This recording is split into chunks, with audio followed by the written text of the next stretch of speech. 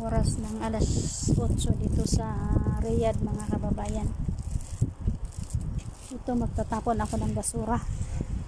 Bakit bumalik yung yung lamig? Akala ko mainit na kasi umulan kagabi, kahapon. Naglilinis ng mga tao sa kanya-kanyang bahay. Ayun, walang mga katao-tao, konti lang. Bumalik yung lamig.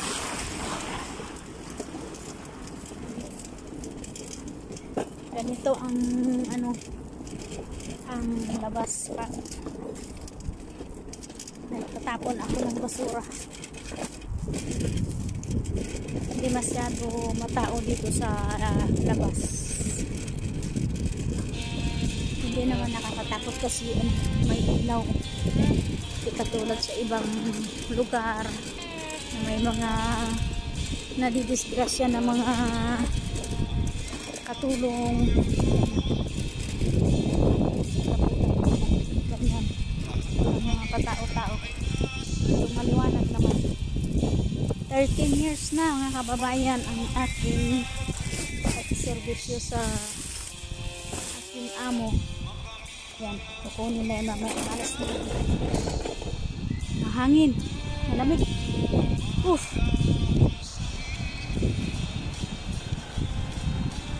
At pabalik na ako sa aming bahay.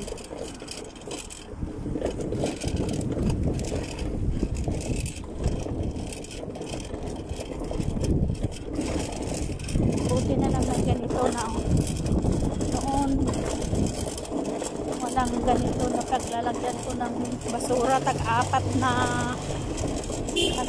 na supot. Parang susurindyan ako noon, pero ngayon kahit pang 5-6 ang lalagay ko dito, hindi na ako nag-surrender. Wala na akong reklamo kasi hindi ko naman siya, hindi na ako nahirapan. Hirap ako, nagreklamo ako lagi. Dito na ako sa aming bahay, akin ang papatayin. Salamat sa inyong panonood. Bye bye. Good morning, mga kababayan. Magluluto na naman tayo. Oras ng alas 2:30 ng madaling araw. Yun ay sa sinasabi na putor. Diba yung putor? Ano ba yung tawag doon? Suhor. Suhor ang tawag. Yung hapunan. Nagluto ako ng okra, sinasabing bamya, at saka manok na naman, at yung sabaw niya nilagay sa yun ang tinubig sa kanin, at saka may salad. Kailangan talaga yan, araw-araw may salad.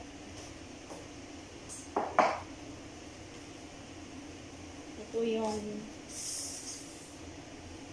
pinaris nila kanina sa kape, ang tinawag na putor, noong oras ng alas 6 ng hapon. Ngayon ay alas 2:30 na nagsimula akong magluto. Kakain sila may mga alas 3, matatapos sila alas 4, matutulog alas 5 ng umaga.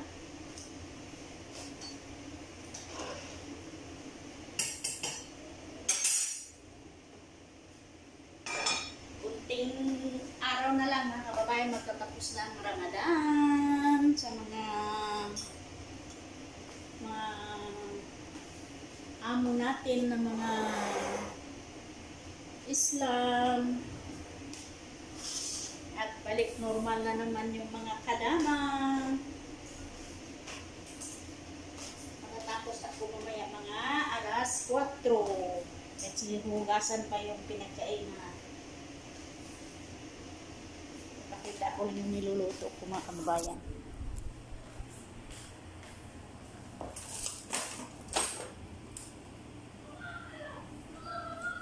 Yan, okra lang yan, okra. Ano lang yan, ang sahog niyan tomato sauce, paminta, sibuyas, bawang, Saka yung ganyan nila na ano, pansahog. Ito na yung sabaw ng manok. Nilutuan ng kanin.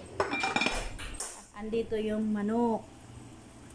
Pagkatapos yan, mawala ng tubig, ilalagay ko na yan sa loob ng kaldero.